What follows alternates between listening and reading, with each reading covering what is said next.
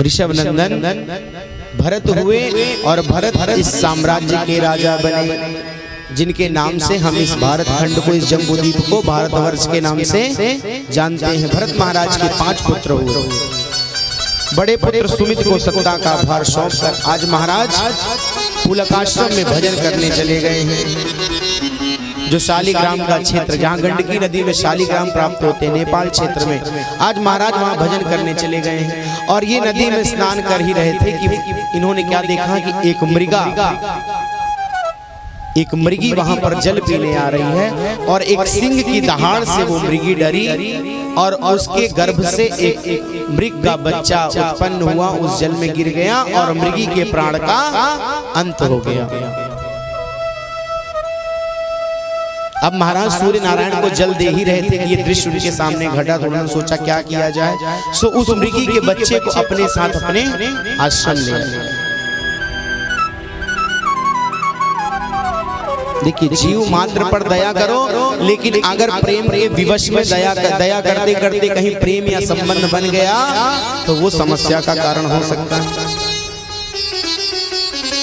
आज महाराज उस मृगी के बच्चे को अपने साथ ले आए हैं और दया करते करते इतना उससे प्रेम कर बैठे कि उसको अपने बच्चे जैसा लालन पालन करने लगे। उसको दूध पिलाते हैं, सुंदर सुंदर कोमल कोमल घास खिलाते हैं।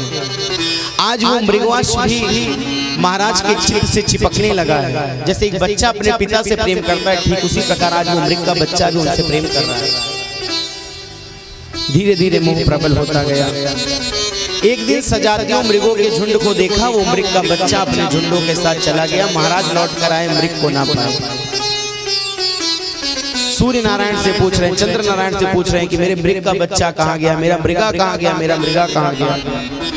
ऐसा चिंतन करते करते महाराज के प्राण का अंत हो गया। अंते यामति सागति। चिंतन मृग का किया, सो भगवान को अगला जन्म भी मृग का ही हुआ। भरत जी का एक मृगा के संगते भरत धरी मृग दे, और तुलसी उनकी कौन गति, जो घर घर करत सने। एक मृग से स्नेह करने के कारण अगला जन्म मृग का प्राप्त हुआ, तो हमारी कौन सी गति होगी जो हम तो घर घर प्रेम कर बैठते हैं। कभी इससे, कभी उससे, कभी उससे, कब किससे प्रेम हो जाए कोई भरोसा नहीं है। इस जन्म में महाराज मृग योनि में जन्म पाए हैं, लेकिन पूर्व जन्म में इतनी तपस्या की थी कि मृग योनि जल्दी से समाप्त होती है। और तीसरा जन्म अंगिरा गोत्रीय ब्राह्मण परिवार में इनका जन्म होता है। 9 भाई थे, सब पढ़ लिख कर विद्वान हो गए, लेकिन महाराज जी को पढ़ना लिखना नहीं आया।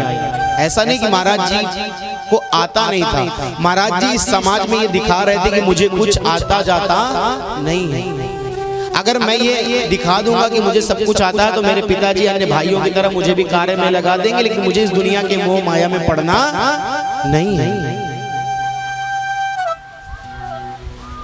सो इनका नाम रख दिया कि जड़ जैसा तुम्हारी सोच है, तुम्हारा व्यवहार है, सो इनका नाम क्या रख दिया, जड़ भरत। आज भरत जी ने एक विचार बनाया है कि भैया बने रहो पगला, काम करें अगला।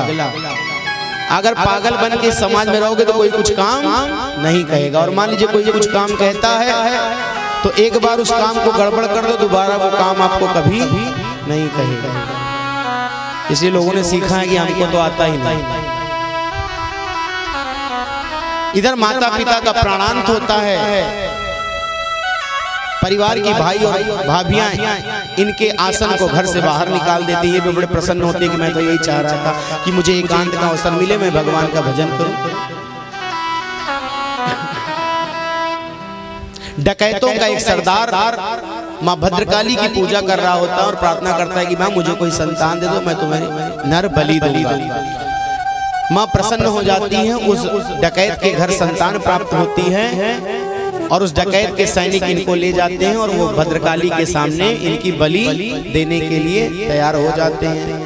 ये सोचते हैं अच्छा फंस गए, लेकिन कुछ बोलते नहीं। माता भद्रकाली प्रकट होती हैं, डकैत के सभी सैनिकों का वध करती हैं, इनको आशीर्वाद देती हैं। उसके पश्चात एक राजन रेणुगढ़ से रहुगढ़ से इनकी मुलाकात होती है। रहुगढ़ इनका साथ हास परिहास करता है। फिर जब इनकी बुद्धिमत्ता को पहचानता है तो उनसे कुछ प्रश्न करता है। राजा ने प्रश्न किया कि जड़भरत जी ये बताइए, सुख दुख का भोगता कौन है? जड़भरत जी बोले कि भाई ये जो मन है यही सुख और दुख का मूल कारण है। अगर मन की अनुकूलता हो तो सुख महसूस होता है और मन की प्रतिकूलता हो तो दुख महसूस होता है। इस प्रकार महाराज रहुगढ़ को प्रश्न का उत्तर देके उनके अभिमान को तोड़ते हैं और रहुगढ़ का कल्याण करते हैं।